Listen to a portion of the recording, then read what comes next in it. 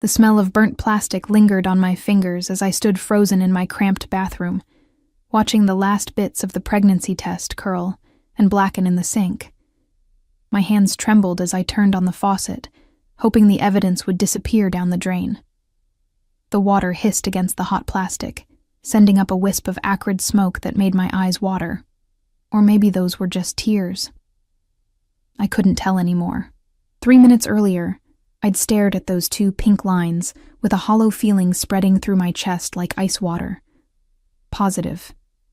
How could one little word hold so much power? I'd lit the pregnancy test with a shaking hand, watching the flame lick at the plastic, desperate to make the reality disappear along with the evidence. My tiny apartment felt even smaller tonight, the walls pressing in from all sides. Outside, rain pelted against my single window, the drops racing down the glass like they were trying to escape. I wished I could escape too, from this city, from my mistakes, from him.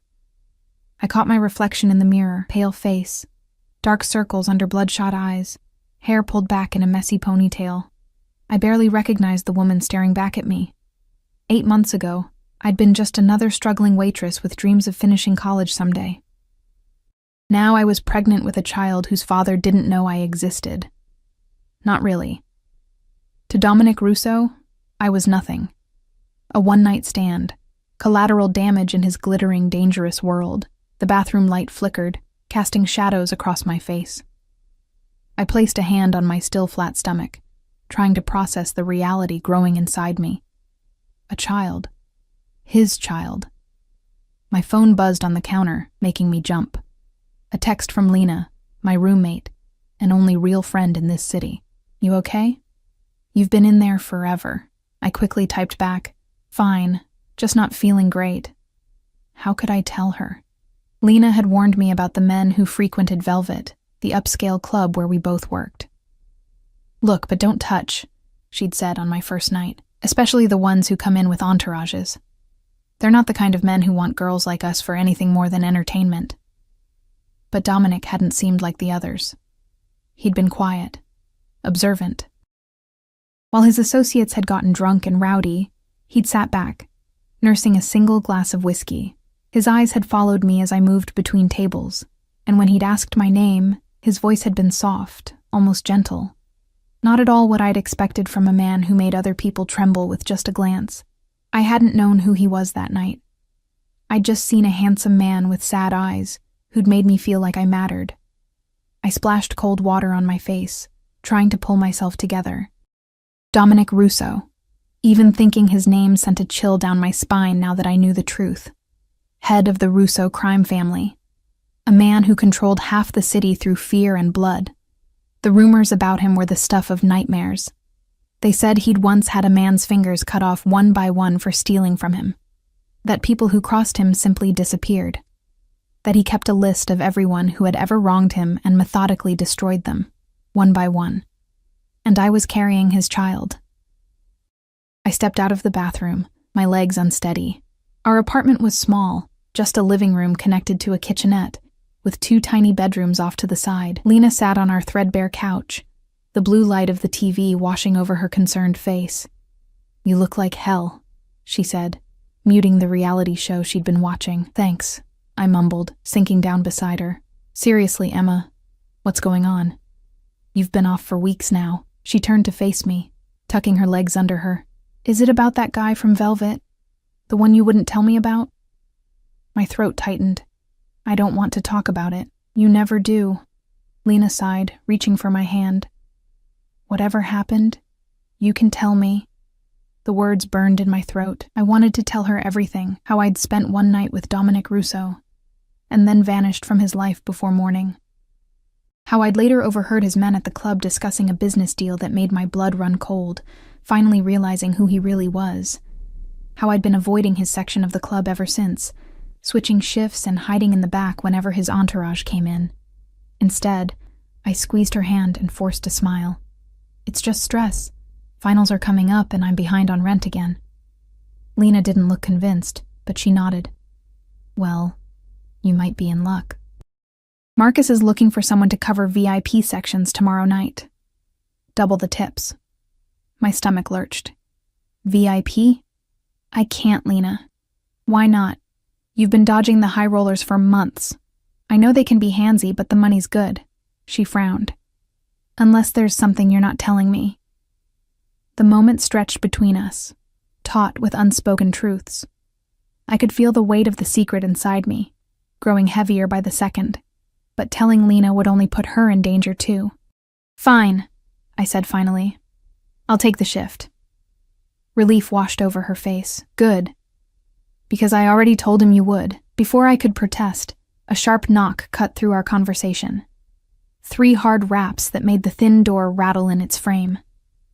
Lena and I exchanged glances. It was nearly midnight, and we weren't expecting anyone. She stood up, moving cautiously to the door, while I remained frozen on the couch, my heart suddenly pounding.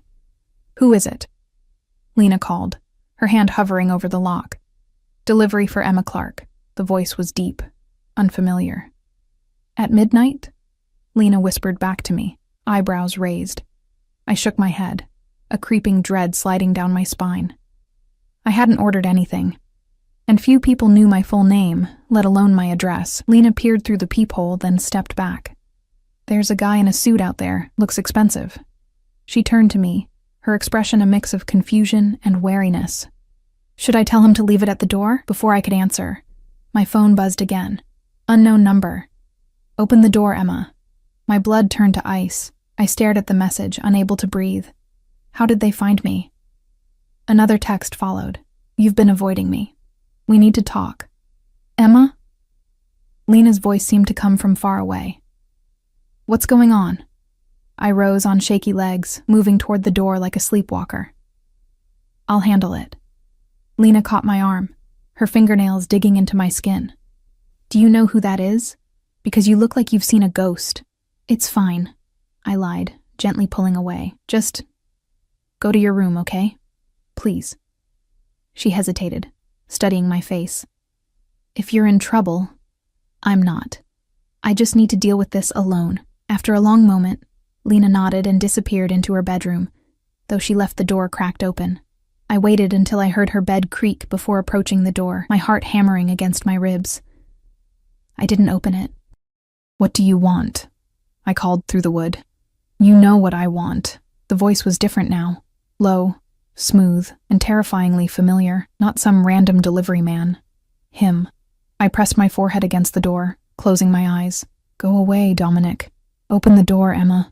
His voice was soft, but I could hear the steel beneath it. Or I will. The threat hung in the air between us.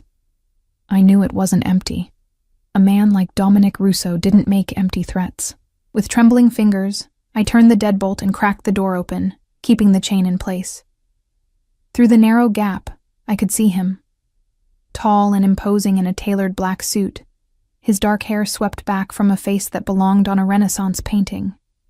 Sharp cheekbones, full lips, and eyes the color of midnight. Beautiful and deadly. He wasn't alone. A hulking figure stood a few paces behind him. One of his bodyguards, no doubt. The man's jacket bulged in a way that told me he was armed. What do you want? I repeated, fighting to keep my voice steady. Dominic's eyes swept over what little he could see of me through the gap, lingering on my face. You disappeared. There was an accusation in his tone, but something else too. Something that made my chest tighten. Why? I don't owe you an explanation. I gripped the edge of the door so hard my knuckles turned white. It was one night. Was it? He tilted his head slightly, studying me. Then why have you been hiding from me, switching shifts when I come in, ducking into back rooms? So he had noticed. Of course he had. Dominic Russo noticed everything. It was how he stayed alive in his world. I know who you are now, I whispered. A flicker of something, resignation, perhaps, crossed his face. And that frightened you.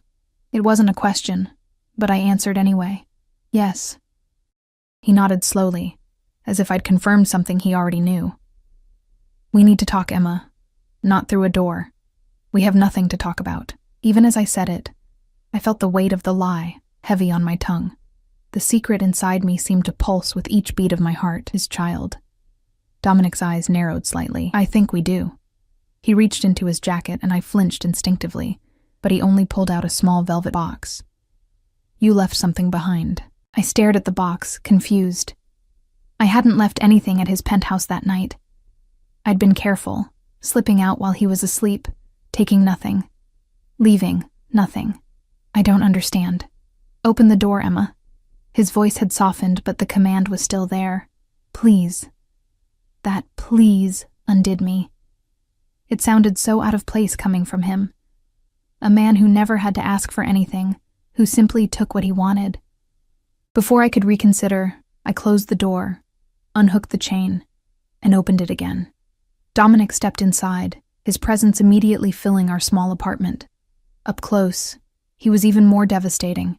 The subtle scent of his cologne, the perfect fit of his suit, the controlled power in his movements. His bodyguard remained in the hallway, taking up position outside our door. You shouldn't be here, I said, wrapping my arms around myself, suddenly aware of my threadbare leggings and oversized t-shirt. And yet, here I am. His gaze traveled around our apartment, taking in the second-hand furniture, the water stain on the ceiling, the textbooks stacked on the coffee table. I felt exposed, vulnerable. This man lived in a penthouse with views of the entire city. My entire apartment could fit in his closet. He turned back to me, holding out the velvet box. This is yours. I didn't take it. No, it's not. I didn't leave anything with you. It was my mother's. He opened the box, revealing a delicate gold bracelet with a small diamond pendant. I want you to have it. I took a step back. Why would you give me something like that? His eyes met mine, intense and unreadable. Because from the moment I saw you, I knew you were different. A harsh laugh escaped me before I could stop it. Different? Is that what you tell all your one-night stands? Something dangerous flashed across his face. You weren't a one-night stand, Emma. Then what was I? The words came out sharper than I intended. Another conquest? A distraction? You were. He stopped, his jaw tightening. For a moment, he looked almost vulnerable. But that couldn't be right. Men like Dominic Russo didn't do vulnerable. You were supposed to be there when I woke up. The accusation hung between us. I swallowed hard, fighting the unexpected guilt that rose in my throat. I couldn't stay. Why? He took a step closer, close enough that I had to tilt my head up to meet his gaze. What changed between when you fell asleep in my arms and when you decided to disappear? The memory of that night washed over me. The feel of his hands, gentle despite their strength. The way he'd looked at me like I was precious. How safe I'd felt falling asleep beside him. And then the crushing realization at dawn when I'd seen the gun on his nightstand, the burner phones, the whispered call he'd taken in the middle of the night that had woken me. The pieces had started to fall into place, and with them, my illusions had crumbled. I heard things, I said finally, at the club. About who you really are, what you do. Understanding dawned in his eyes. And you were afraid. Of course I was afraid. I lowered my voice, conscious of Lena in the other room. You're Dominic Russo. People disappear because of you. They end up in the river. He didn't deny it. Instead, he closed the jewelry box and slipped it back into his pocket. If I wanted to hurt you, Emma, I wouldn't have waited 2 months to find you. The words sent a chill down my spine. Is that supposed to make me feel better? It's supposed to make you understand that whatever you think you know about me, you don't know everything. His voice was soft, but there was an edge to it now. And you certainly don't know what you are to me. Before I could respond, the bathroom door creaked. I turned, startled, to see it drifting open slightly. The air conditioning, probably, but Dominic's attention had already shifted. His eyes fixed on something inside the bathroom, and he moved past me with the silent grace of a predator. I lunged after him, but he was already through the door. Dominic, don't. Too late. He stood in my tiny bathroom, staring at the sink where the remains of the pregnancy test still sat, partially melted but unmistakable. The test window was scorched, but the result was still visible through the bubbled plastic. 2 pink lines. Positive. Time seemed to stop as he turned to face me, his expression unreadable. Is this what you've been hiding from me? I couldn't speak, couldn't breathe. My secret, the one I'd been desperate to keep, lay exposed between us. All I could do was nod, a single tear escaping down my cheek. Dominic's face transformed in that moment, shock giving way to something else entirely, something raw and vulnerable that I never expected to see from him. He crossed the small space between us in 2 strides, his hands coming up to cradle my face with unexpected gentleness. "You're carrying my child," he whispered, his voice thick with emotion, and to my utter shock, I saw tears glistening in his eyes. My child. The last of my defenses crumbled as I saw something I never expected from the most feared man in the city: hope. Time suspended itself in that cramped bathroom as Dominic's words echoed against the tile walls. My child. The tenderness in his voice contradicted everything I thought I knew about him. This was a man who commanded fear with a single glance, whose name was whispered in dark corners of the city. Yet here he stood, vulnerable and raw, tears gathering in his eyes as he looked at the evidence of our shared future. I stepped backward until my shoulders hit the wall, needing distance from the intensity of his gaze. "This wasn't supposed to happen," I whispered, my voice barely audible over the sound of the rain battering the window. "You weren't supposed to find out." His expression darkened, the vulnerability vanishing as quickly as it had appeared. "You were going to keep this from me, my own child?" "I didn't think you'd care," I admitted, wrapping my arms protectively around my middle. "Men like you don't want complications." "Men like me?" His voice was dangerously soft now. "And what kind of man do you think I am, Emma?" The question hung between us, loaded with implications. What kind of man was Dominic Russo? A criminal, a killer, a man whose empire was built on fear and violence, but also a man who had looked at me like I was precious, who had just revealed more emotion over an unborn child than I ever thought possible. "I don't know," I answered honestly. "And that's what terrifies me." He moved closer, backing me against the wall, one hand braced beside my head. I could feel the heat radiating from his body, smell the subtle notes of his cologne mingling with the lingering scent of burnt plastic. My heart hammered against my ribs as he leaned in, his lips inches from my ear. "Let me tell you what kind of man I am, Emma," he murmured, his breath warm against my skin. "I'm the kind who protects what's his, the kind who never abandons his family, the kind who would burn this entire city to the ground before letting anyone harm what belongs to him." A shiver ran down my spine, not entirely from fear. "I don't belong to you." His eyes met mine, midnight dark and impossibly deep. "No," he agreed softly, "but our child does, and so do you, whether you've accepted it yet or not." The possessiveness in his voice should have frightened me. Instead, it awakened something primal and unexpected within me. A longing for protection, for belonging. I'd been alone for so long, fighting for every scrap of security in a world that seemed determined to knock me down. The promise of safety, of never having to struggle alone again, was intoxicating. "Dominic," I started, not knowing what I wanted to say. A soft knock at the bathroom door interrupted us. "Emma?" Lena's voice came through, tight with concern. "Is everything okay in there?" Dominic's eyes never left mine as he called out, "We're fine. Give us a minute." I heard Lena's sharp intake of breath at the male voice answering from my bathroom. "Emma, do you need help?" The question carried a clear message. Say the word, and she'd call for help. "I'm okay, Lena," I called back, my voice steadier than I felt. "Just give us some privacy, please." There was a moment of hesitation before I heard her reluctant footsteps retreating. Dominic stepped back slightly, giving me room to breathe. "Pack your things," he said quietly. My eyes widened. "What?"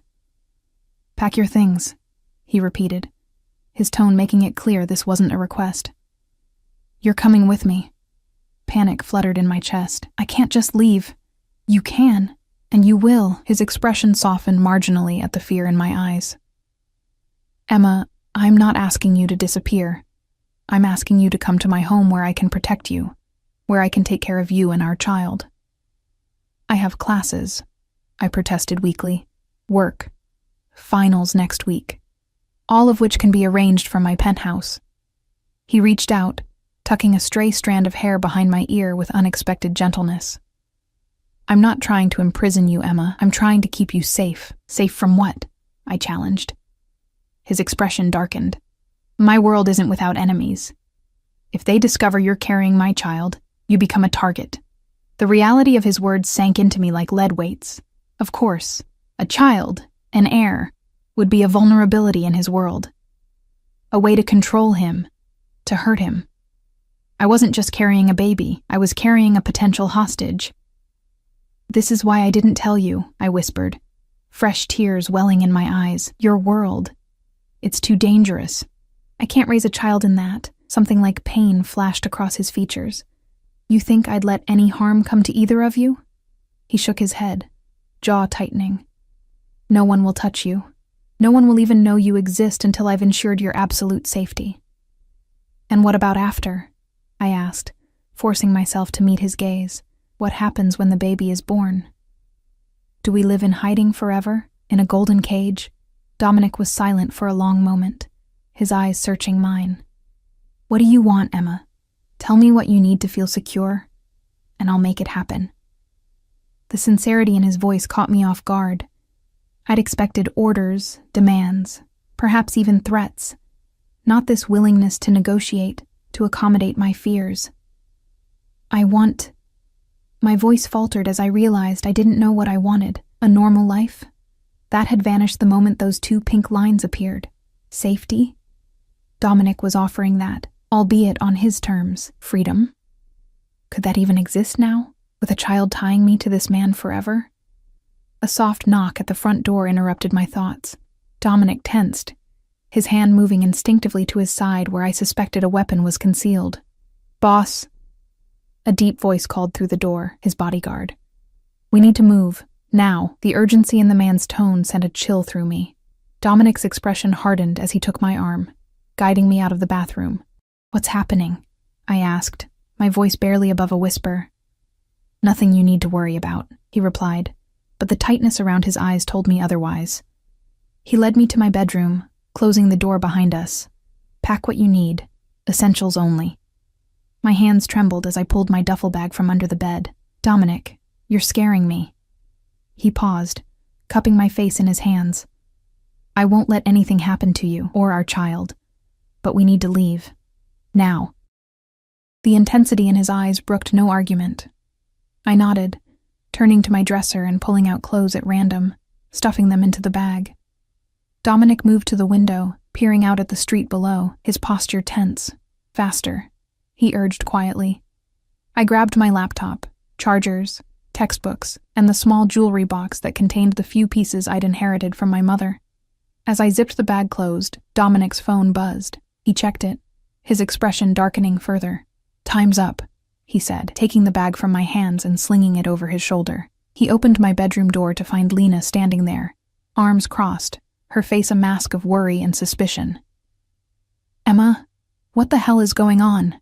She demanded, her eyes flicking from me to Dominic. Lena, I know who he is. She cut me off, her voice tight with fear. Everyone at Velvet knows who Dominic Russo is. What I don't know is why you're packing a bag at midnight. Dominic stepped forward, his presence immediately dominating the small space. Your friend is coming with me. She'll be safe. Lena didn't back down, despite the tremor I could see in her hands. And I'm just supposed to take the word of a man who has people killed for a living. I winced at her bluntness, but Dominic's expression remained impassive. Your loyalty is admirable, he said softly. Emma is lucky to have you, but right now, the safest place for her is with me. Emma? Lena looked at me, her eyes pleading. You don't have to go anywhere with him. We can call the police. The police can't help with this, I interrupted, moving to take her hands in mine. Lena, I'm pregnant. It's his. The color drained from her face. Oh my God. I need to go with him, I continued, squeezing her hands.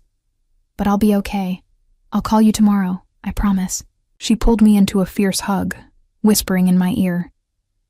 If you need help, if you need to get away from him, call me, anytime. I'll find a way. I nodded against her shoulder, fighting back tears. When we separated, Dominic was watching us with an unreadable expression. We need to leave, he said again, more urgently this time. His bodyguard appeared in the doorway, tension evident in his massive frame. 3 minutes, boss, the man said gruffly.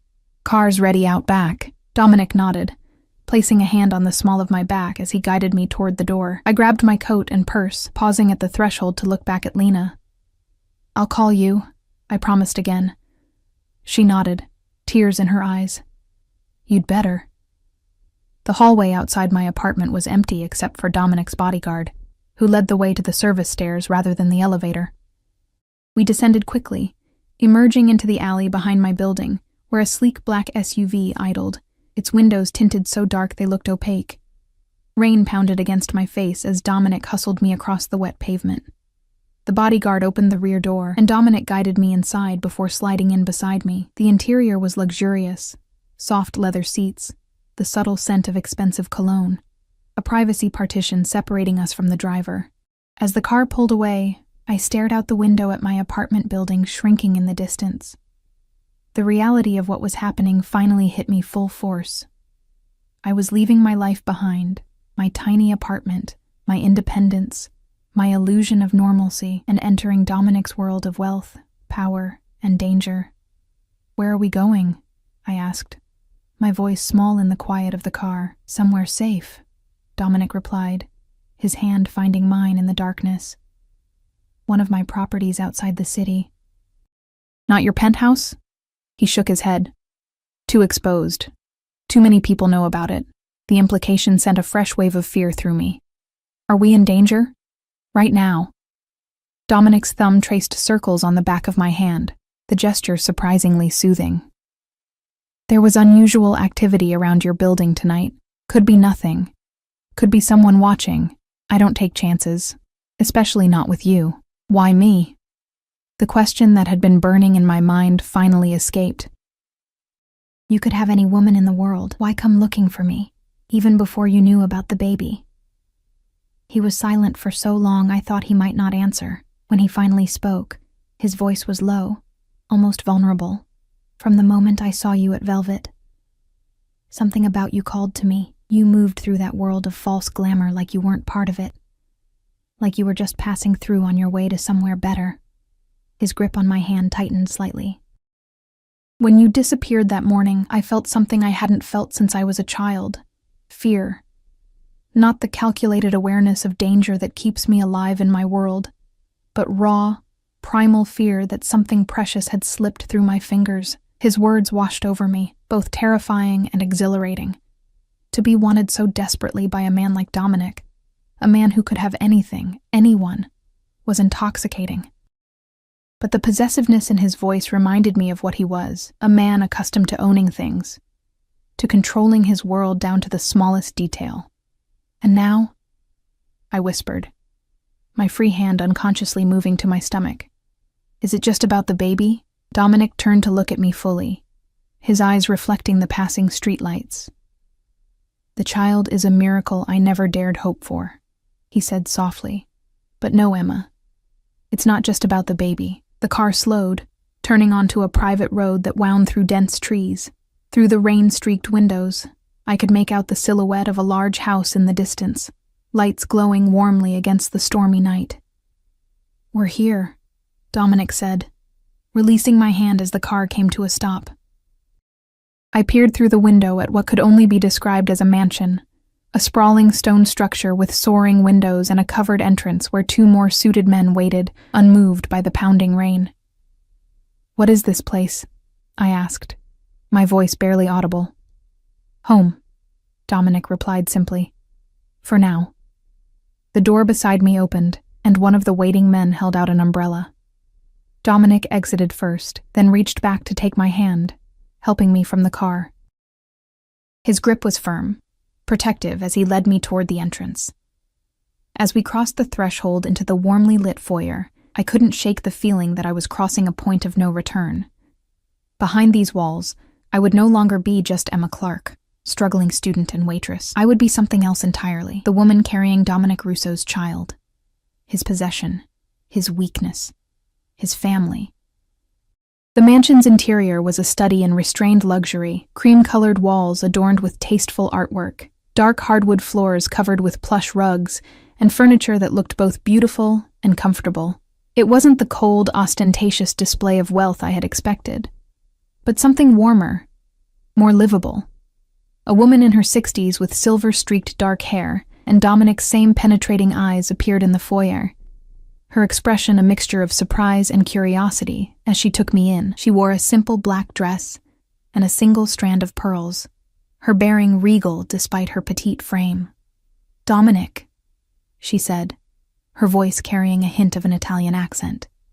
"I wasn't expecting you tonight." "Change of plans, Mama," Dominic replied, his tone softening in a way I hadn't heard before. He placed a hand on the small of my back, guiding me forward. "This is Emma. She'll be staying with us for a while." The woman, his mother, studied me with unnerving intensity. I suddenly felt acutely aware of my disheveled appearance, hair thrown into a messy ponytail, face still blotchy from crying, wearing nothing but leggings and an oversized t-shirt under my hastily thrown-on coat. "Emma," she repeated, testing the name on her tongue. "Welcome to our home." "Thank you," I managed, my voice small in the expansive space. "I'm sorry for the intrusion." A smile touched her lips, not quite reaching her eyes. "Any guest of my son's is welcome here." She turned to Dominic. "I'll have Rosa prepare a room." "That won't be necessary," Dominic said quietly. "Emma will stay in my suite." His mother's eyebrows rose slightly, the only indication of her surprise. "I see." Her gaze flicked to me, then back to her son, some silent communication passing between them. "I'll have some tea sent up then. You both look like you could use it." She disappeared through an archway, leaving me alone with Dominic in the foyer. One of his men brought in my duffel bag, setting it down quietly before withdrawing. "Your mother lives here?" I asked, trying to process this new piece of information. "This is her house," Dominic replied, taking my coat and hanging it in a nearby closet. "I grew up here." The revelation surprised me. I'd imagined Dominic living in sleek modern spaces, penthouses with views of the city. Not a family home in the woods with his mother. It humanized him in a way I wasn't prepared for. "Come," he said, taking my bag in one hand and my elbow in the other. "You need to rest." He led me up a sweeping staircase to the second floor, down a long hallway lined with closed doors. At the end was a set of double doors, which he pushed open to reveal a spacious suite. A king-sized bed dominated one wall, flanked by large windows draped in heavy curtains. A sitting area with a fireplace occupied another corner, and 2 doors presumably led to a bathroom and closet. "This is your room?" I asked, taking in the space. Like the rest of the house, it was luxurious but tasteful. Dark woods, rich fabrics, muted colors. "Our room for now." He set my bag on a bench at the foot of the bed. "The bathroom is through there if you want a shower. You'll find everything you need."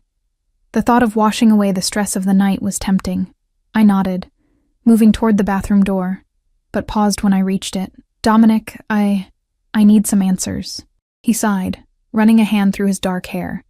A rare gesture of weariness. "I know you do, and I'll give them to you. But first, take some time to yourself. Shower, change, collect your thoughts. I need to speak with my security team." Part of me wanted to insist on answers now, but exhaustion was starting to settle into my bones, making my limbs feel heavy. I nodded again, slipping into the bathroom and closing the door behind me. The bathroom was as luxurious as the rest of the suite. Marble floors and countertops, a glass-walled shower big enough for 3 people, and a deep soaking tub by a window that likely had a beautiful view in daylight. I stripped off my clothes, catching sight of my reflection in the mirror. My hand went instinctively to my still flat stomach. Somewhere in there was a life, half me, half him. The thought was still too enormous to fully comprehend. I stepped into the shower, letting the hot water cascade over my tired muscles. As steam filled the space, I allowed myself to finally break down, silent tears mixing with the shower spray. Everything was happening too fast. The pregnancy, Dominic's reappearance in my life, this sudden evacuation to his family home. Just that morning, I'd been a normal girl with normal problems. Now I was carrying the child of one of the most dangerous men in the city, sheltering in his mansion, about to sleep in his bed. By the time I stepped out of the shower, my skin pink and my fingertips wrinkled, I felt marginally more human. I wrapped myself in one of the plush towels, realizing too late that I hadn't brought clean clothes with me. As if sensing my dilemma, there was a soft knock at the door. "Emma?" Dominic's voice came through. "I've left some things for you on the bed." "Thank you," I called back, waiting until I heard his footsteps retreat, before cracking the door open. On the bed lay a silk nightgown and matching robe in a soft sage green, along with a pair of underwear that still had tags attached.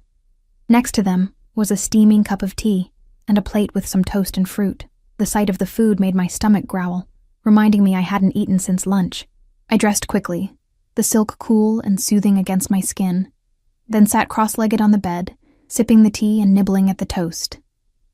Outside, rain continued to batter the windows, but here I was warm, comfortable, and for the moment at least, safe.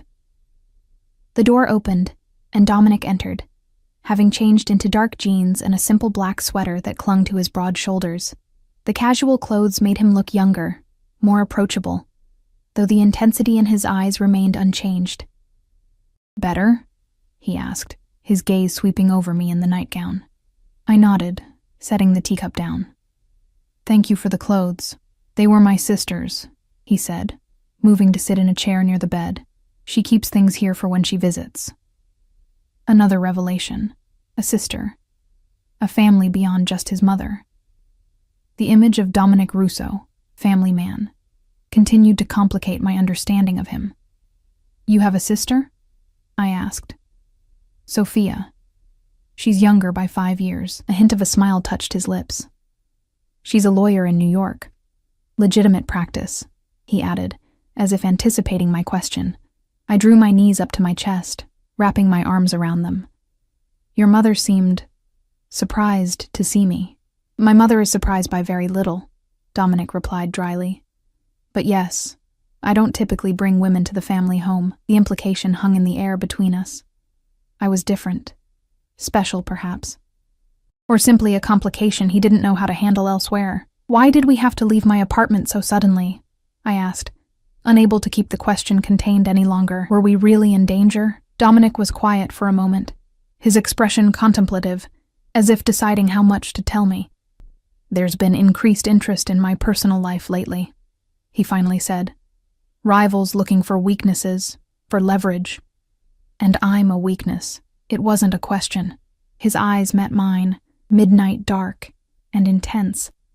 "You're carrying my child. That makes you the most precious thing in my world. And yes, potentially my greatest vulnerability." The possessiveness in his voice sent a shiver through me. There was something primal about the way he claimed ownership, not just of the baby, but of me. I should have been frightened, should have recoiled from the implicit threat of being owned. Instead, I felt an answering heat unfurl in my belly. "What happens now?" I asked, my voice barely above a whisper. "Now you rest." He rose from the chair, approaching the bed with the fluid grace of a predator. "Tomorrow we'll figure out the logistics. Your classes, your job, your medical care." "And us?" The question slipped out before I could stop it. "What are we, Dominic?" He sat on the edge of the bed, close enough that I could feel the heat radiating from his body. "What do you want us to be, Emma?" "I don't know," I admitted. "This is all happening so fast. Yesterday you were someone I was trying to forget. Today you're—" I trailed off, unable to define what he was to me now. "The father of your child," he finished for me, his voice low. "The man who will protect you both with his life. The man who hasn't stopped thinking about you for 2 months." His hand moved to cup my cheek, thumb tracing my lower lip. "I know you're afraid, Emma, of me, of my world. But I need you to understand something." His eyes held mine, unflinching. "Whatever you've heard about me, whatever you think you know, there is nothing I wouldn't do to keep you safe. Both of you." The intensity of his words, the absolute certainty in his voice made my breath catch. He meant it. This man, who commanded an empire built on violence and fear, was offering me his protection, his resources, perhaps even his heart. "I don't know if I can be a part of your world," I whispered, leaning into his touch despite myself. "Then I'll change my world." The simplicity with which he said it, as if rearranging his entire existence was nothing more than a minor inconvenience, left me speechless. His phone buzzed in his pocket, breaking the moment. He checked it with a frown, then stood. I have to take this. Try to get some sleep. I nodded, suddenly aware of how exhausted I truly was. As Dominic moved toward the door, a question bubbled up from the fear I'd been trying to suppress. Dominic, I called, making him pause. If there are people watching me, does that mean my friend is in danger? Lena, his expression softened slightly. I've already arranged for security to keep an eye on your apartment building. Your friend will be safe. Relief washed through me. Despite everything, Dominic had thought of Lena's safety without me even asking. It was a small kindness, but one that meant more than he could know. After he left, I slipped under the covers, the sheets cool and silky against my skin. The bed smelled faintly of Dominic, sandalwood and something darker, more masculine. It was an oddly comforting scent, one that made me feel protected despite the uncertainty surrounding me. I must have drifted off because the next thing I knew, I was waking to movement beside me. Dominic had slid into bed, keeping a careful distance between us. In the dim light filtering through the curtains, I could make out his profile. Strong jaw, straight nose, long lashes casting shadows on his cheeks. Sorry, he murmured, sensing I was awake. I didn't mean to wake you. It's okay, I whispered back, suddenly acutely aware of his presence, of the intimacy of sharing a bed. We lay in silence for a few moments, both of us staring up at the ceiling. Then Dominic spoke, his voice so quiet I almost didn't hear him. I never thought I would have a family of my own. The vulnerability in those words made my chest tighten. I turned on my side to face him, finding him already looking at me. Why not? I asked softly. My life. It doesn't lend itself to family, to attachments. His hand found mine under the covers, fingers intertwining. My father built his empire through fear and blood, and I inherited his enemies along with his power. Every relationship becomes a potential weakness, a target. Is that why you've never married? The question felt too personal, too prying.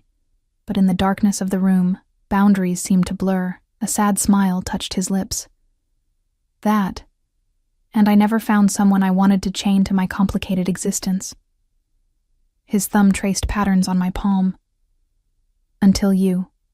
The implication in those two words hung in the air between us, heavy with meaning. I didn't know how to respond, didn't know if I wanted the burden of being the exception to Dominic Russo's rules.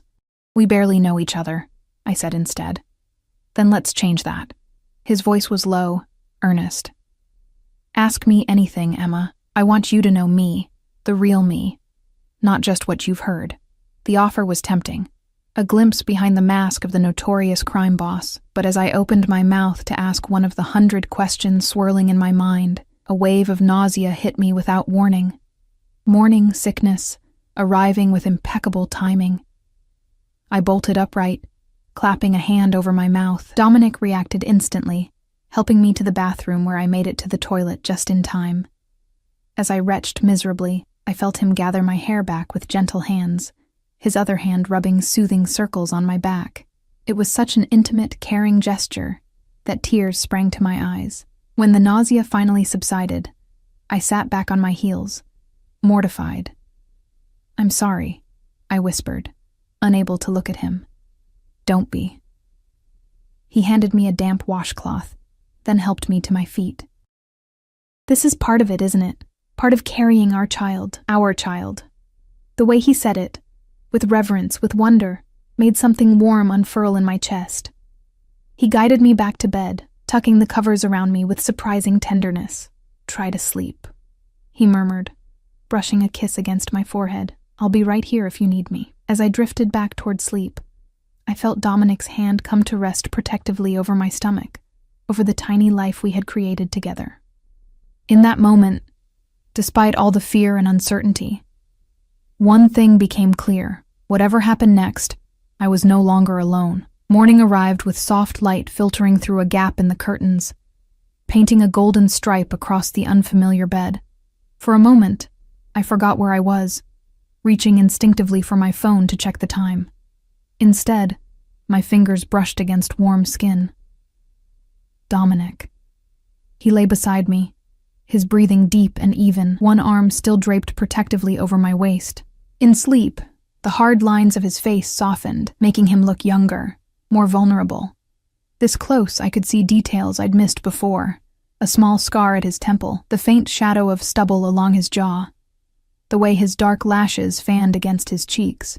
It was disconcerting to see someone so dangerous looking so peaceful.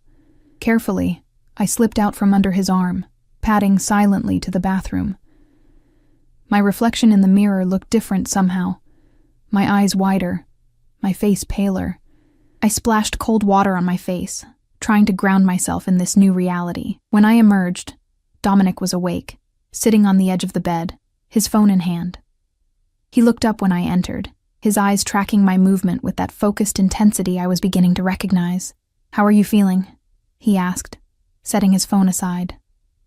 "Better than last night," I replied, self-consciously tugging at the hem of the silk nightgown. "No nausea so far," he nodded, rising to his feet with fluid grace. "There are clothes for you in the closet. My sister keeps a variety of sizes here." He moved toward me, stopping just close enough that I could feel the heat radiating from his body. "Once you're dressed, come downstairs. We have things to discuss." The businesslike tone was a stark contrast to the tenderness he'd shown last night.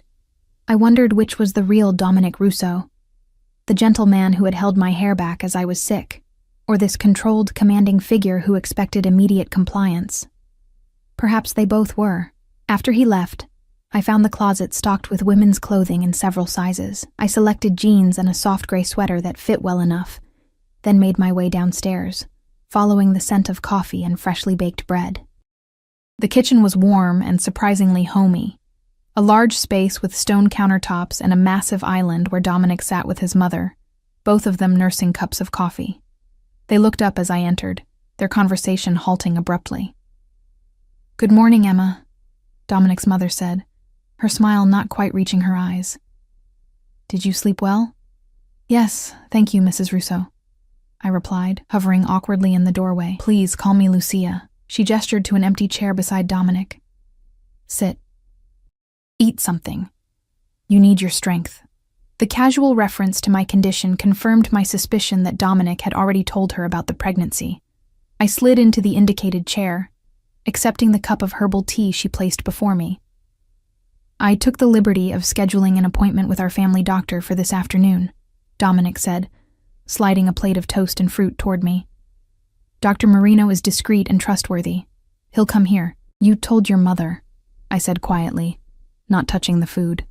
"Of course he did," Lucia interjected before Dominic could respond. "You're carrying a Russo. That makes you family." The matter-of-fact way she said it, like my integration into their world was already a foregone conclusion, sent a ripple of unease through me. "I haven't decided anything yet," I said, looking directly at Dominic. "About us, about arrangements." His jaw tightened almost imperceptibly. "The baby's safety isn't negotiable, Emma." "Neither is my autonomy," I countered, surprising myself with my boldness. "I can't just disappear into your world, Dominic. I have classes, friends, a life." Lucia rose gracefully from her chair. "I'll leave you two to discuss this privately," she said, giving Dominic's shoulder a brief squeeze as she passed. "Remember, son, more flies with honey than vinegar." Once she was gone, Dominic let out a long breath, running a hand through his hair. "You're right," he said finally. "I've been overbearing." The admission startled me. I hadn't expected him to concede the point so easily. "I'm not used to considering another person's wishes," he continued, his voice softening. "In my world, I give orders, and they're followed without question. But this," he gestured between us, "this is different." "Because of the baby," I said, unable to keep the hint of bitterness from my voice. "Not just because of the baby," he replied, eyes locking with mine. "Because it's you, Emma." The intensity in his gaze made my breath catch. Before I could respond, his phone buzzed. He checked it, frowning slightly. "We have a visitor," he said, rising from his chair. "Someone I think you should meet." Curious despite myself, I followed him to the front of the house. A sleek black car had pulled up in the circular driveway, and from it emerged an elegant woman in her early 30s, her dark hair pulled back in a severe ponytail, wearing a perfectly tailored pantsuit.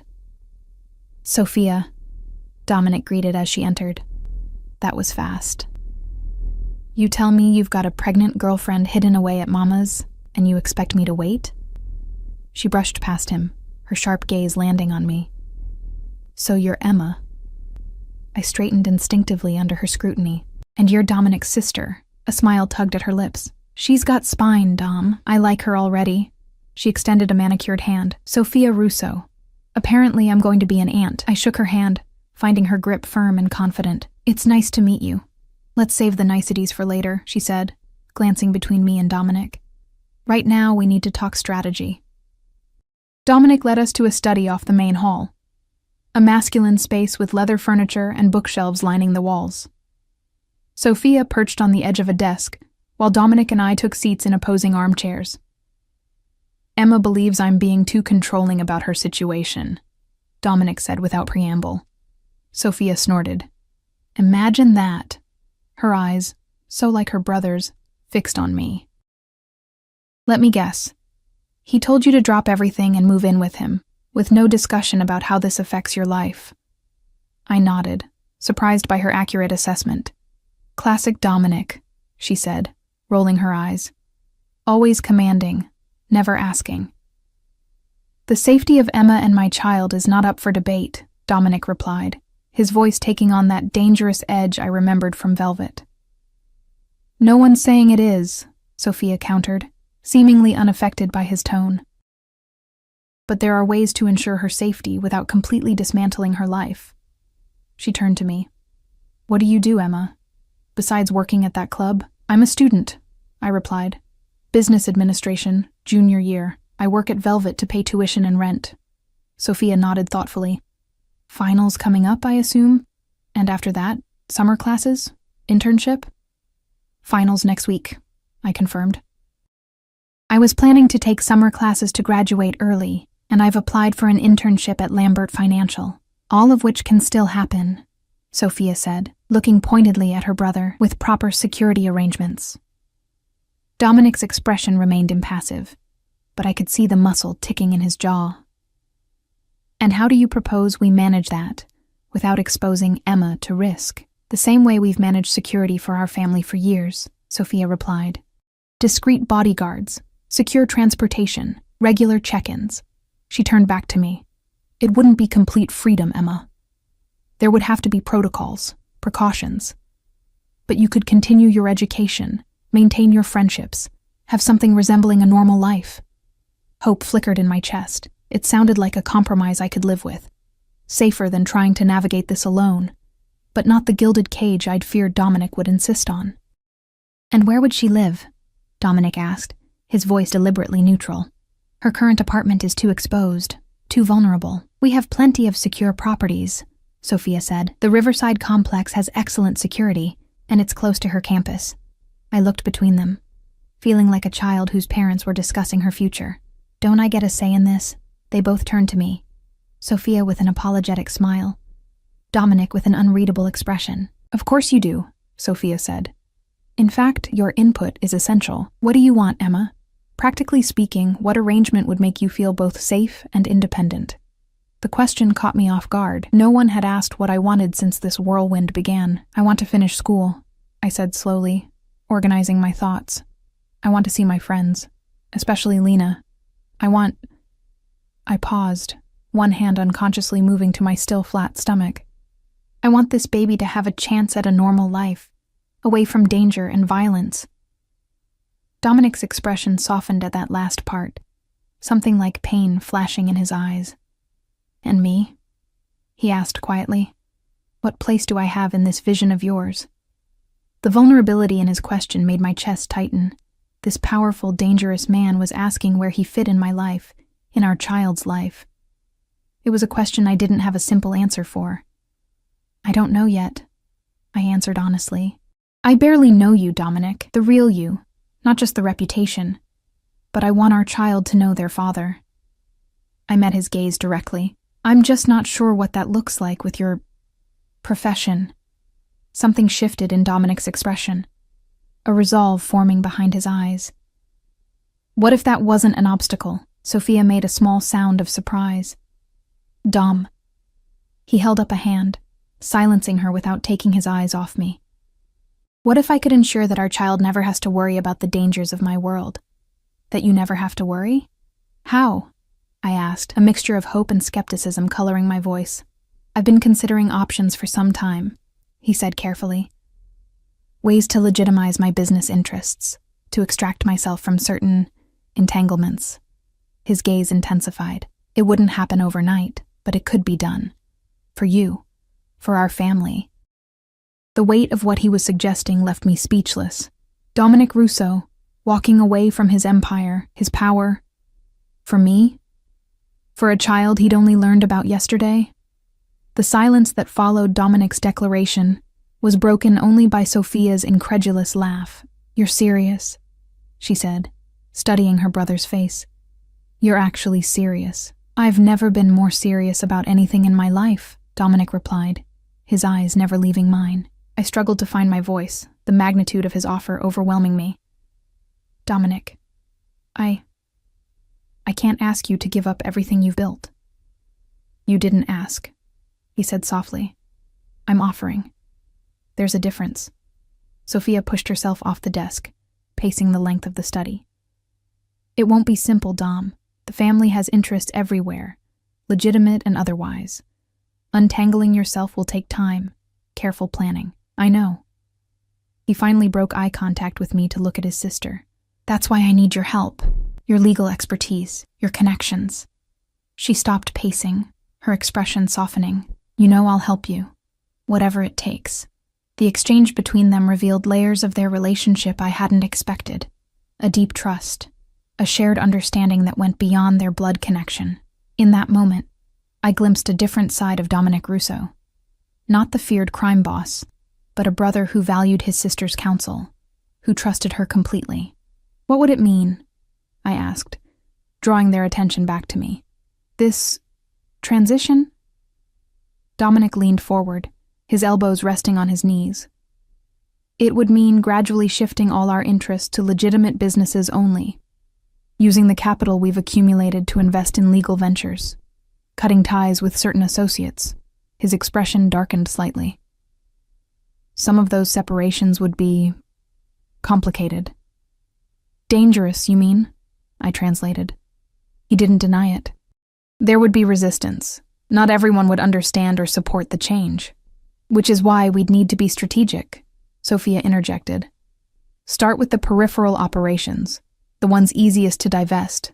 Build a narrative that makes business sense, so it doesn't look like weakness or surrender. I tried to process what they were saying, the enormity of the undertaking they were discussing so matter-of-factly. How long would it take? A year, minimum, Sophia replied. Realistically, closer to 2 or 3 to do it properly, without leaving loose ends. 2 or 3 years. Our child would be a toddler by then. I placed a protective hand over my stomach, trying to imagine what those years would look like. Pregnancy, birth, early motherhood, all while Dominic extracted himself from his criminal empire. The danger wouldn't disappear overnight. If anything, it might increase temporarily as he made his intentions clear.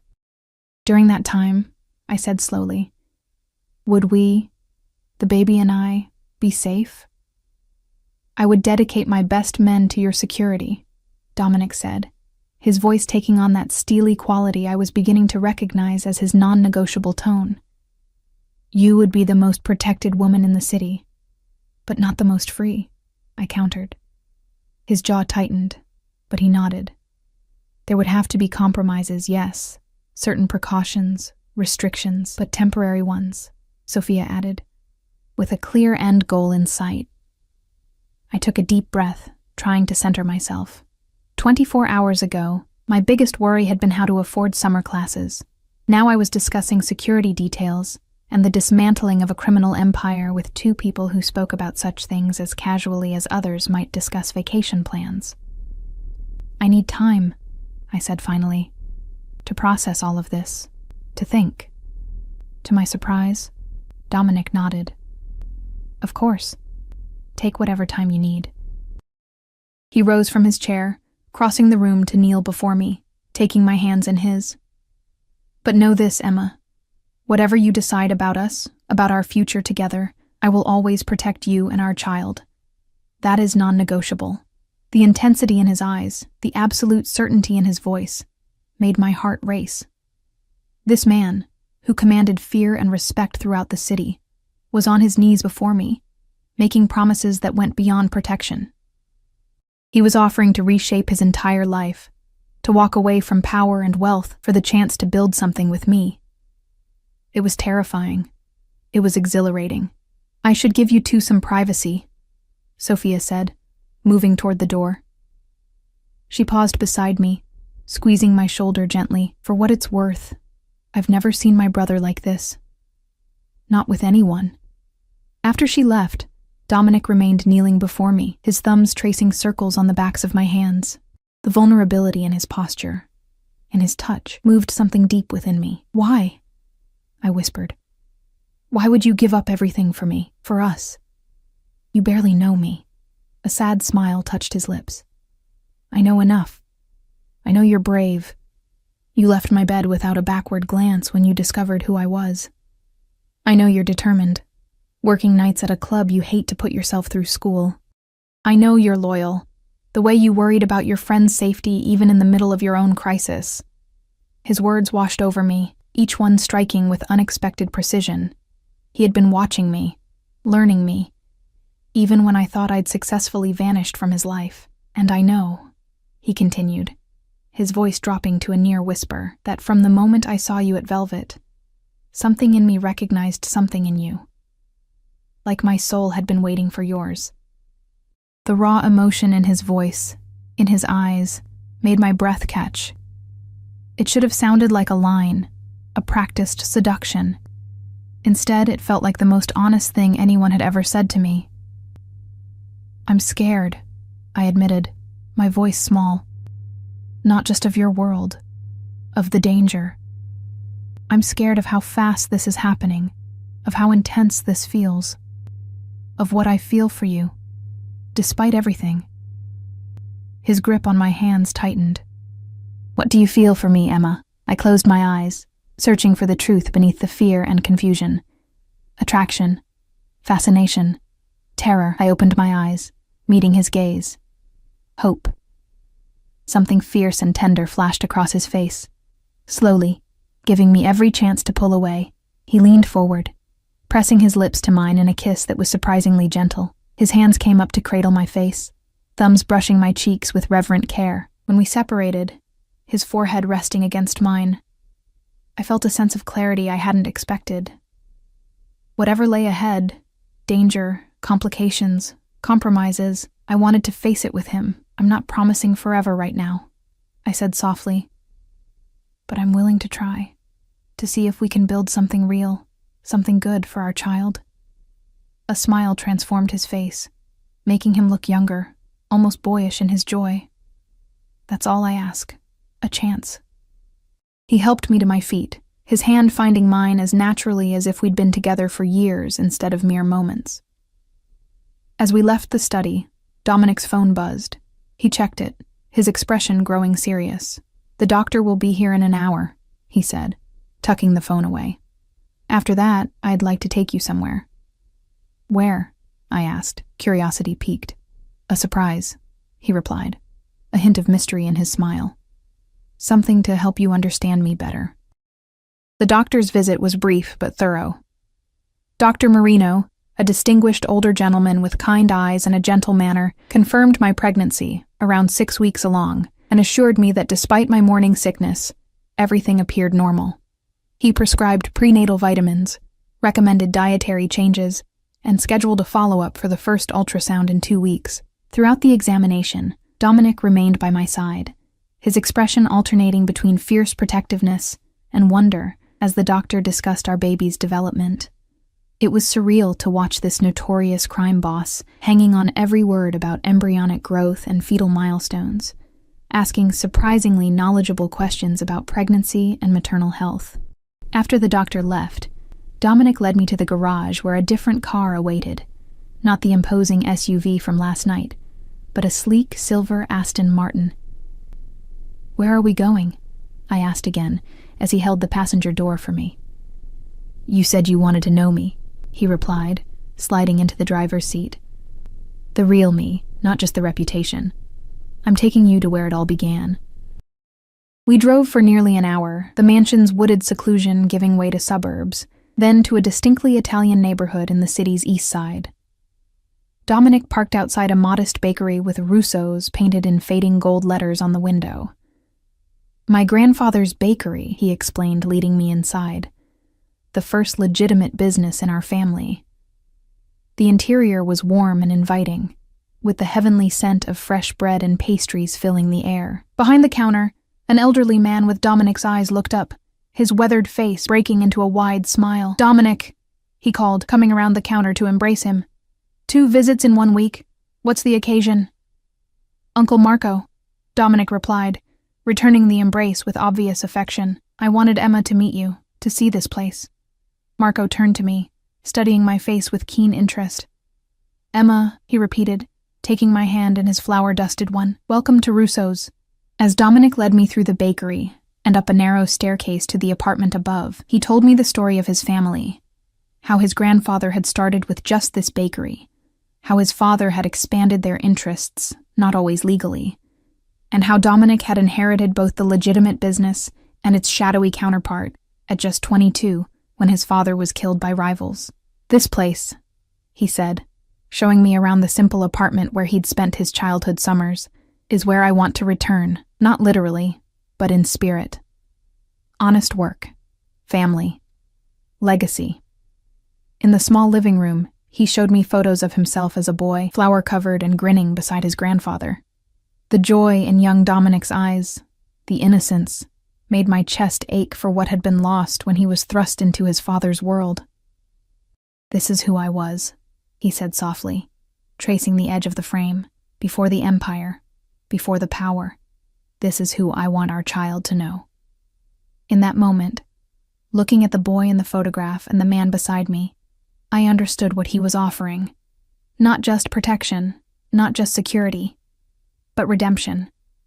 A return to something purer, something that had been buried beneath years of violence and power. It won't be easy, I said, taking his hand, walking away from what you've built. No, he agreed, but the most important things never are. He placed a hand gently on my stomach, his eyes meeting mine with solemn intensity. This, you, our child, a life without shadows, this is worth fighting for. As we stood there in that humble apartment above a bakery, I felt the first real stirrings of hope. The path ahead would be dangerous, complicated, filled with compromises and sacrifices.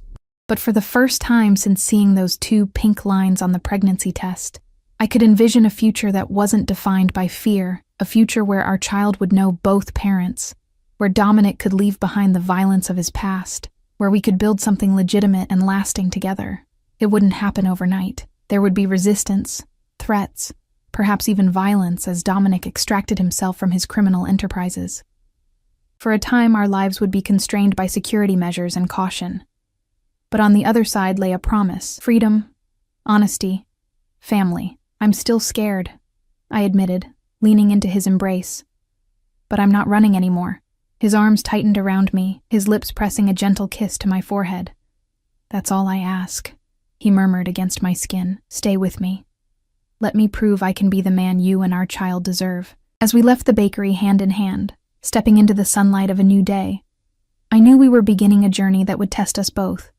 A journey from darkness into light, from fear into hope, from isolation into family.